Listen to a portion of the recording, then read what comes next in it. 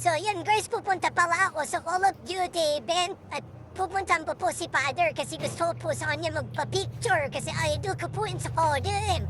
Yeah, guys, samahan niyo ako guys. Tara guys, sabay din na, let's go! Tara.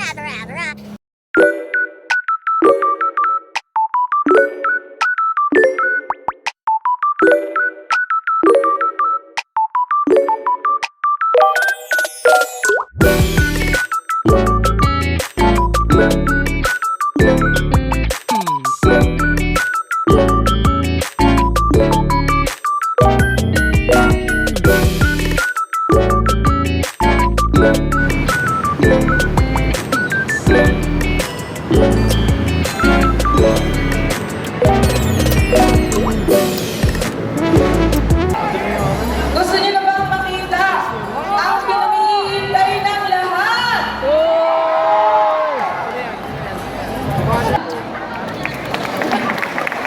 Mamaya kapag in-invite nila kayo or kinausap nila kayo, maging attentive kayo. Dapat energetic. Ano? Okay ba tayo doon? Hindi na natin patatagalin pa.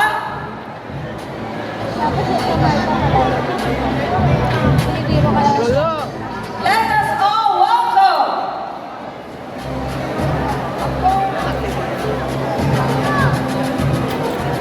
Holy Father and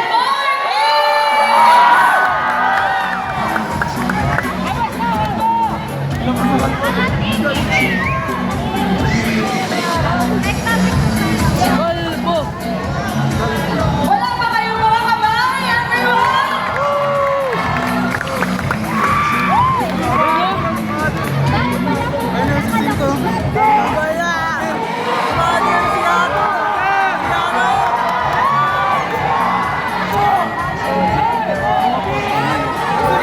Let us all welcome Holy Father, Sin, Get, Remy, Super Jeff, Winter, and Yano!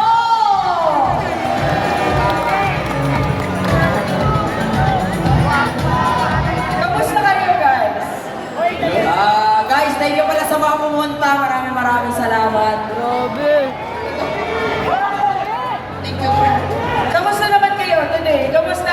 How's the feeling? Kamusta ang event? Napakadami nyo. Maraming salamat sa mga pumunta dito ngayon para sa pumunta din sa 4 Kings at sa mga ibang clan. Thank you. And shoutout kay Arizon, yung ballpen ng pangit. Okay. Oh, kayo, baka may nararamdaman kayo. Ay, gusto ko naman po salamat sa lahat ng pumunta. Napakasulit ninyo. Hindi ko na-expect na ganito kadami. And yun na nga, nakikita niyo po sino yung sagwa, oh. Hi guys, thank you sa mga pumunta. Sana mag-enjoy kayo. At para sa inyo namin, yo man, let's go! Thank you very much. Okay, so since nakapagsalita na sila, ngayon, syempre meron tayong mga hinandang katanungan for the 4 Kings. So paano nga ba nagkakilala ang 4 Kings? Sa sulasok. TikTok. Huwag mo ilalabas yan. TikTok. Sa TikTok lang. So parang different content creators, different streamers na nag-join together. Opo, hindi naman po kasi sobrang lawak talaga ng content community dati. Pag streamer ka, mabilis lang din po makakasama mo rin yung ibang streamer. Okay, thank you. So gano'n na kayo katagal as Actually, 4 years na kami. And yung 4 Kings guys is nabuo talaga ako sa samahan ng 4 na tao na content creators. So, sino po yung apat? Ang 4, si Obswari, kilala nyo na. Check out yung gaming. Ako, syempre, and then si Alan. Si Alan, busy na. So, pabayaan na natin siya. Okay, thank you so much. Ngayon, if may mga players na gustong sumali sa 4 Kings, open po ba kayo at paano sila mag-a-apply? Hindi!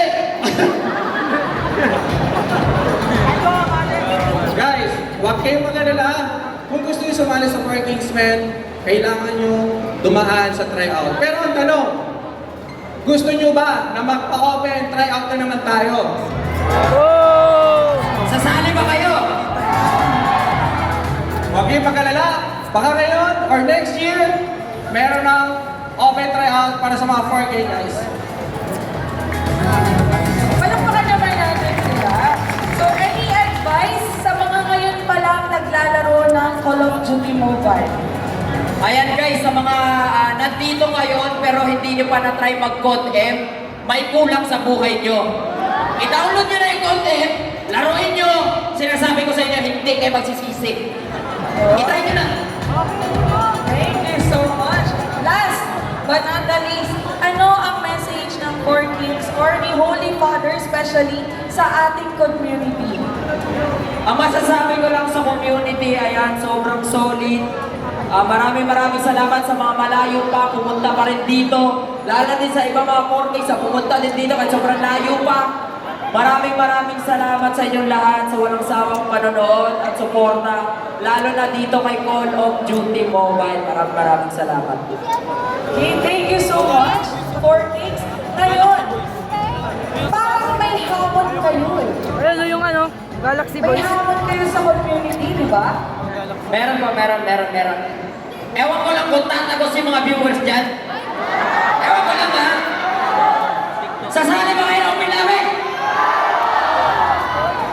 Open lobby na, ang tanong, tatagos ba? Okay, tapos sige. Ito, kung gusto nyo ng open lobby, meron tayong pa-preview mga tropa. It's either Battle Pass para sa inyo, tapos meron pa tayong jersey ng 4K. Sa mga hindi nakakuha, baka ito na yung chance para makakuha kayo na. Yun, mamimigay daw sila ng Battle Pass at jersey ng 4Kings. And of course, syempre si Tito Con mamimigay din siya ng merch para sa ating magiging winner